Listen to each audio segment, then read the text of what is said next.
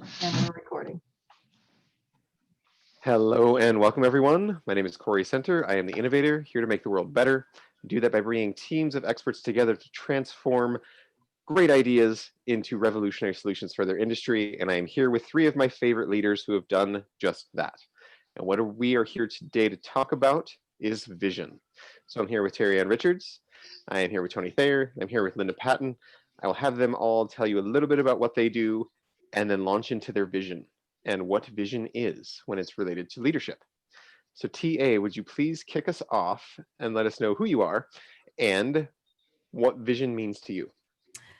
That's a good one. All right. So I am Terry Ann Richards. I'm from Atlantic, Canada. I've been a serial entrepreneur since I was 18 years old. So you can do the math. I've been a business owner for 16 years. Currently, I coach entrepreneurs and leaders inside out on how to focus on the inside of themselves before focusing on the external growth of their businesses. Because we all know at the end of the day, for you to have success in life and in business, you need to fix what's going on between your ears and you need to fix what's going on in your heart. So have a lot of fun with that, do a lot of focus on productivity, efficiencies, helping people with automations, and that lovely but boring talk of time management, but super important. I have a lot of fun doing what I do. In terms of vision, vision sort of, I guess in my eyes, vision is the why. Like it's the painted picture, if you will, if you can see my picture behind me, it's the painted picture, if you will, of why and where I'm actually headed off in the distance, off in the future, that gives me the ability to then break down, very tangible milestones or goals to get to that vision, right? Like vision's something, it's slightly far off in the future, 5-10 years, usually for me. But it's far enough off that, I get excited about it. I can communicate it. But then I have to set these, 6-month, 3-month, 1-month goals to help me get closer to that vision. Awesome. Thank you. It sounds like the vision is the big why that drives the mission, which is something we'll get into soon. But the mission is those goals, where it's the milestones. What are we doing now to get to the next point? Exactly. Right? Awesome. Thank you. And Tony, tell us a little bit about yourself, please, and let us know what vision means to you. Thanks, Corey. I'm out of Berkeley, California, and I lead a program called, got to catch up to myself, the Leadership Dojo, where managers spend 6 months and learn a process of becoming a tribe as members of that tribe, and then each month taking those lessons back to their own team to develop their team into a tribe. And tribe is simply what people do, like birds flock and humans tribe, but most workplaces don't really create the kind of social dynamics that are brain healthy. And I really helped transform the workplace so that it becomes an organic, self-defining process for the people who work there and becomes an expression of their own energy. And the reason I'm doing this is I'm sort of an evangelist for it, because after having risen to vice president of sales and marketing and turned the company around and started new divisions for other companies, I was always just kind of learning by doing. I never went to business school, and I was just sort of an intuitive about it. But when I was in my late 50s, I was diagnosed with late stage cancer, and my oncologist told me I had like maybe 5 years to live if I was lucky. That was 10 years ago, so it worked out. But I ended up geeking out on neuroscience and started having these like epiphanies about, if I'd known this when I was a leader, I could have made things happen so much more effectively. And I played around in trying to bring that to the world. I started out as a coach and coaching people individually, but it's too big of an idea. It's too exciting of a way for people to stop doing what doesn't work and take the brain science and understand what does work. And when you do that, it's fun. It's very energizing to go to work.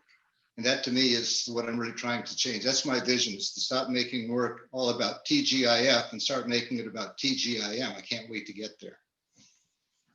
I love it. Thanks, Tony. I love looking at what doesn't work from a scientific lens, why it doesn't work. right? So it's not just that it doesn't work, it doesn't work, but actually getting into that why and how things are landing and how we're perceiving and working together, how those visions of you and your team members all fit together. It's all really important to the culture of the community, culture of And the once you business. start understanding it, it's natural and it comes from a place inside of you that's easy. It doesn't become complicated and all heady. Nice. Like you said, it becomes that intuitive, it's just part of you, and you're able to be yourself, which gives your team permission to be themselves. And I imagine that can create a lot of innovation in ways that probably wouldn't imagine happening otherwise. Yes, exactly. So thank you, Tony. And Linda, please tell us a little bit about yourself and what vision means to you. Oh, vision is, I think, one of my favorite topics to work with leaders on. I have been a leader for 45 years. I started when I was 2, and just really, I've been working with them off and on for a very, very long time, both in the military, in corporate, and then as an entrepreneur. I found that, as you all know, that the model that I came out of doesn't work by itself. Command is not something that is sustainable unless you have something like the military, where there's this whole sense of you do what I tell you, and we brook no questions kind of thing. But the influence side was also very important. And Corey, as you know, I blended the two and created a word called confluential, and I love telling people about that. And where I'm going, I mean, vision to me, it sort of drives me crazy when I stand up and I say, so how many of you have a vision? And 3 people in the audience raise their hand. I go, so what about the rest of you? And I literally had one gentleman in this program say to me, it's just another year. Why do I want to have a vision? And I thought, how sad is that? It feels like you are just truly putting one foot in front of the other, and you have no idea where you're going or whether it's someplace you really want to go. So I look at vision as a road trip. It's something that I did as a kid. My parents always took us on road trips, and we would go to AAA and get a triptych. You can tell how old this was. And each part of the trip was on a separate page, and it told you what you see there and what were the sites and what hotels could you stay in and all of that. But it was so exciting to move through that and know that you were going someplace, and there was some place at the end that was going to be really spectacular and great fun. So I love vision, and I write a vision letter every year that says, this is at the end of the year, this is what will have happened. And I write it to myself, and I cover all of the parts, the pieces parts. So there's business, there's personal, there's health, there's education, finances, all of those pieces. And also what I want to see is, where am I skewed? Am I spending, is too much of my vision on business? Where's the vision for health? Am I going to work so hard that my health is going to go downhill? And I write it as though I'm reading it on the 31st of December. And that this is what's happened. And I can tell you that each year that I've done that, I've been amazed at what I actually did accomplish, as well as how close to that vision, if not exceeding it, I actually came. Awesome. I love that. Vision is really what's weaving you through your entire life, right? And it is something that needs to be renegotiated to make sure you're going in the right direction, because we change as people. Our businesses change based on people that come in and what we actually need and what we're doing. And if we don't take the time to reevaluate and see where are we now and where do we really want to go, and is that still in alignment, that 1 degree off in a year is a huge distance, right? Yeah, exactly. So that's really important. I appreciate that. So when it comes into the vision and being our big why, how is it that we take our vision and we connect it with our team, and what does that do? So we have our big vision that we're wanting to create. Ideally, we want everybody on the team enrolled in that vision, right? Mm-hmm. But Linda, in your book, you really talk about how getting everybody's visions, knowing what your team's visions are to get them inspired is really important. And I'd love for you to tell us a little bit more about that. Well, I firmly believe that when you work with a team, that it's not just your vision that we're working towards. What I want as a leader is for all of the people who are on my team to be aligned with that vision. Well, if I don't know what they want to accomplish and where they want to go and what their end of the year looks like, I can't help, one, I can't help them. And two, I don't know whether where we're going even makes sense with what everybody else wants to do. I mentioned on the report I did yesterday about a picture that I have, and I really wish I could find it because it's here somewhere in the office, of this pride of lions. And yes, they're in captivity. There's a fence around them that you can sort of see in the background, and there's snow on the ground, which I just thought, okay, where are you? But the picture is so powerful that when you're aligned, there's this focus. And so you see the male lion up front, and he's gorgeous. And if I were the photographer, I would have been really concerned because he's looking right at the photographer. His vision doesn't move. He's just right there. And then behind him is the whole rest of the pride. So the lionesses and the young lions, and they also are moving in that same direction. And they also are all focused on the photographer.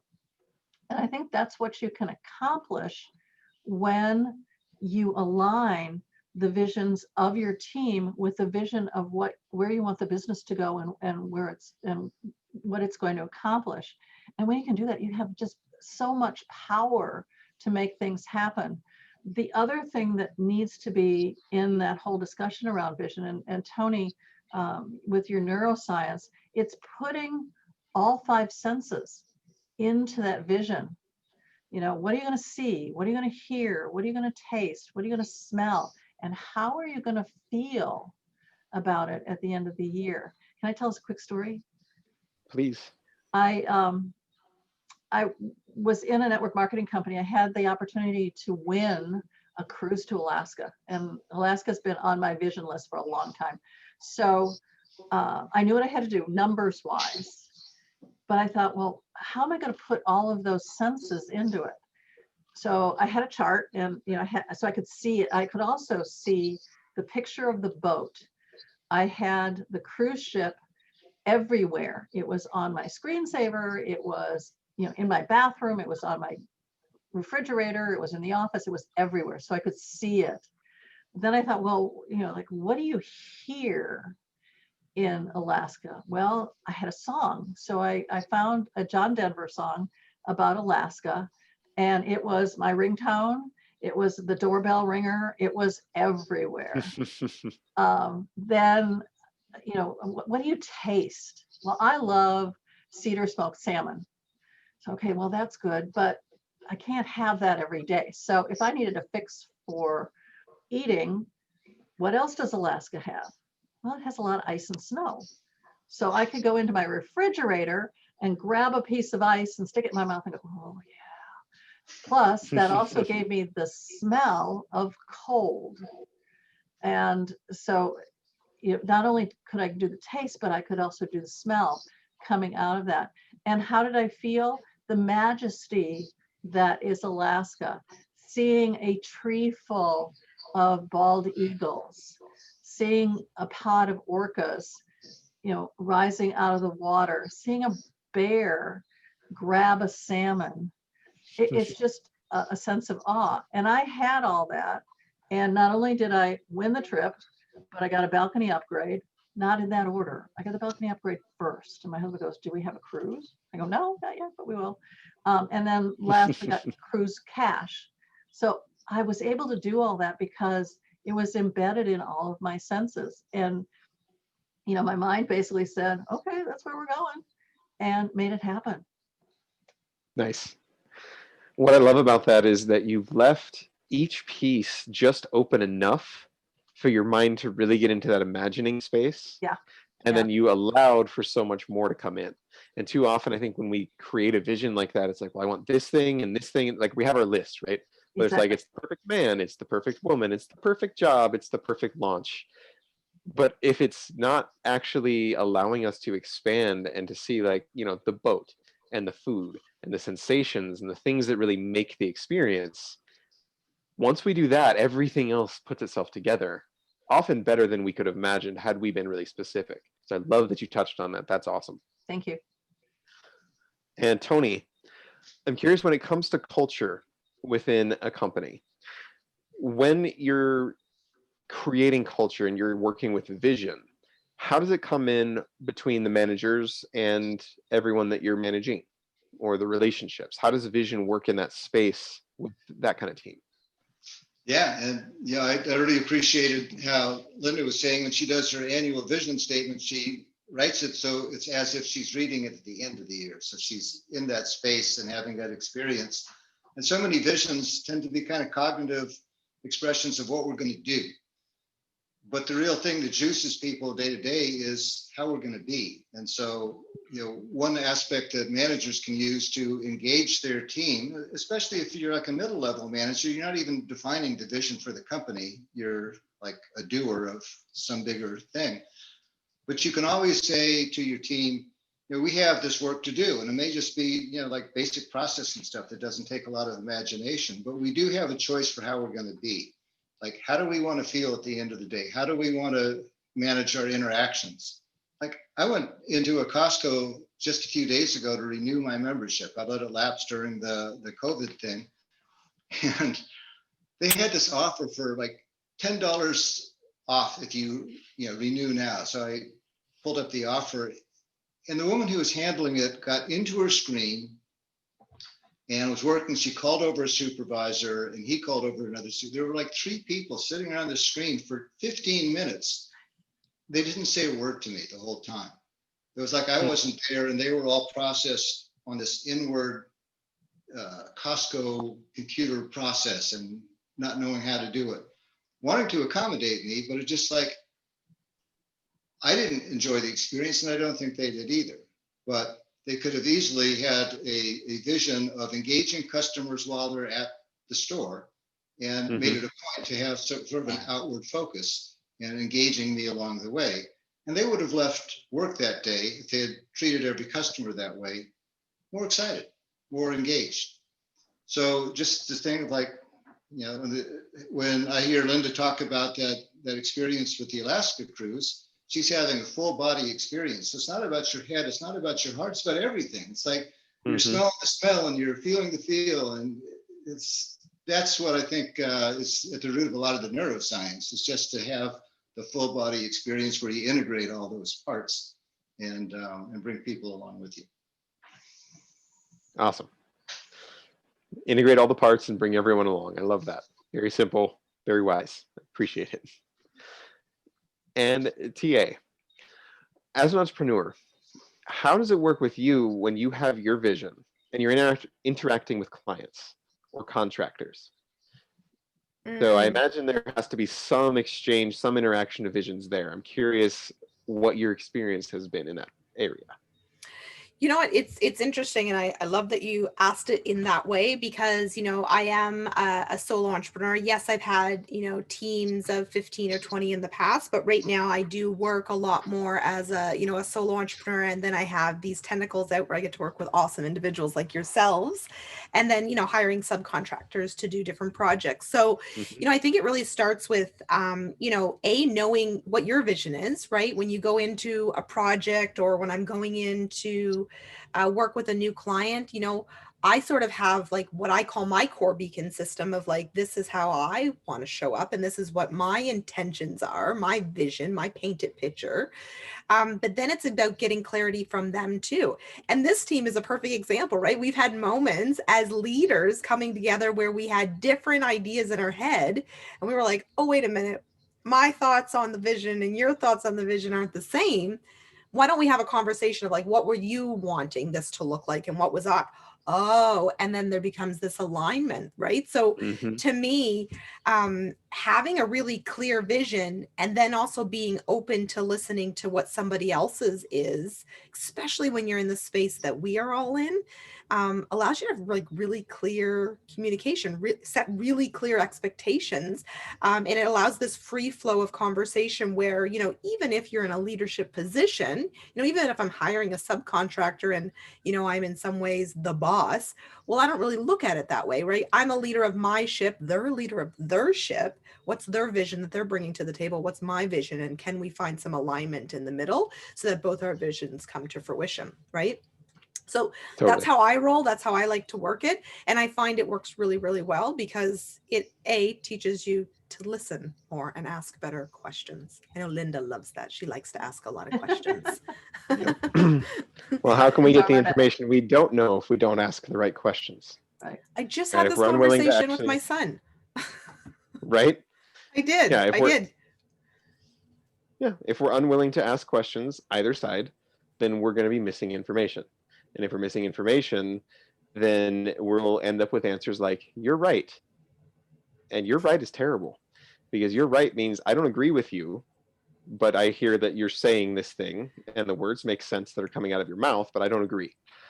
As opposed to that's right, which says you understand me. Now we're at a place where we can move forward and do something together. Yeah, you're right is about as good as you're I'm fine. Yeah, exactly. Right?